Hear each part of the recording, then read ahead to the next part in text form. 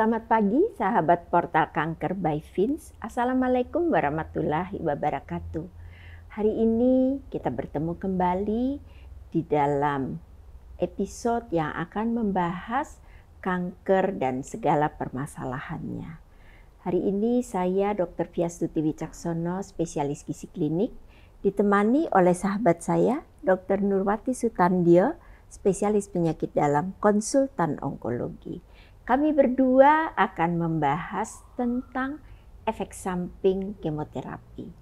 Beberapa waktu yang lalu Dr. Nur sudah pernah membahas efek samping kemoterapi, tapi karena efek samping kemoterapi ini sangat banyak, jadi hari ini kita akan membahas beberapa efek samping kemoterapi yang mungkin terjadi pada sahabat-sahabat yang sedang menjalani kemo dan bagaimana cara mengatasinya. Sebelumnya, sahabat Portal Kanker by Vince, jangan lupa klik tombol subscribe, like, dan share.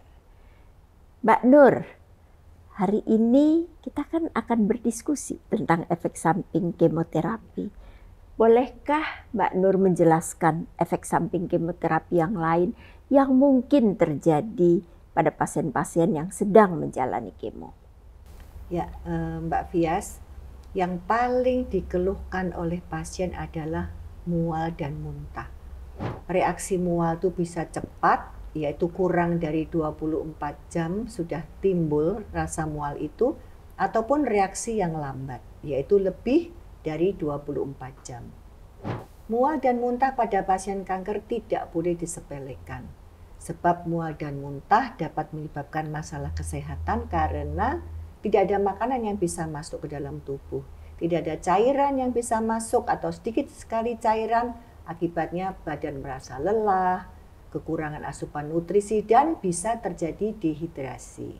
Mbak Nur, bolehkah dijelaskan bagaimana cara kita mengatasi mual dan muntah akibat kemoterapi? Karena kita tahu banyak sahabat Portal Kanker mungkin yang sedang menjalani kemo membutuhkan tips-tips bagaimana mengatasinya. Ya, baik Dr. Fias. Biasanya pasien akan menerima obat dari dokter untuk mengatasi mual dan muntah di rumah agar supaya tidak terjadi mual, apalagi tidak terjadi muntah. Namun apabila sampai terjadi muntah, bahkan yang tidak bisa berhenti, maka disarankan untuk ke emergency rumah sakit terdekat untuk mendapatkan obat anti muntah yang injeksi. Jadi tidak masalah, Mbak Fias.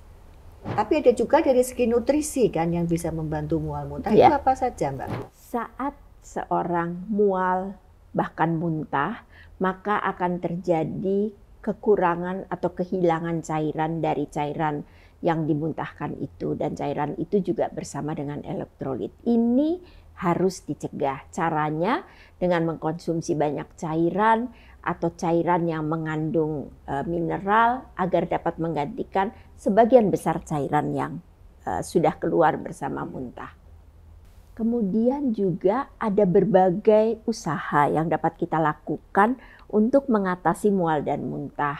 Misalnya menghindari makanan yang terlalu pedas, makanan dengan bau yang menyengat atau kuat seperti bau bawang, bau ikan, atau apa saja yang dianggap pasien dapat mengganggu sehingga membuatnya mual. Itu juga salah satu cara untuk menghindari mual dan muntah. Jadi makanan pedas tidak boleh ya, Dr. Fias ya? Iya, karena makanan kalau terlalu pedas itu akan mengganggu asam lambung menjadi lebih banyak, mungkin meningkatkan reaksi mual dan muntah, kemudian mual, juga makin mual, bisa juga menyebabkan diare, makin kekurangan cairan. Ya, jadi sebaiknya memang dihindarin. Pasien juga sebaiknya mungkin kalau sedang mual dan muntah, makan itu tidak sekaligus banyak, Mbak Nur, tapi porsinya kecil-kecil tetapi lebih sering. Kita menyebutnya sebagai small frequent.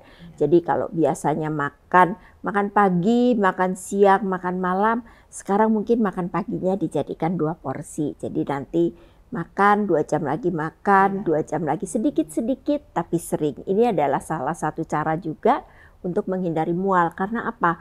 Menghindari lambung itu terlalu penuh sehingga merangsang rasa mual.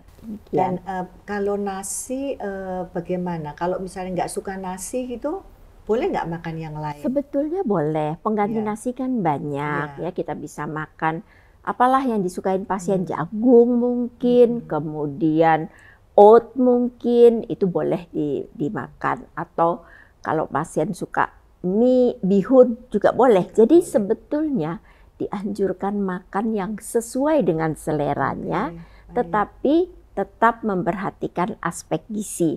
Harus ada proteinnya, karbohidratnya pilih karbohidrat yang kompleks, lemaknya juga mungkin harus ada, itu tetap untuk dianjurkan. Jadi tidak ada larangan pantang, nggak boleh makan daging atau apa, tidak ada ya? Tidak ada, semua boleh dimakan. Boleh. Pasien juga bisa, Mbak Nur, mempraktekkan ilmu kedokteran komplementer.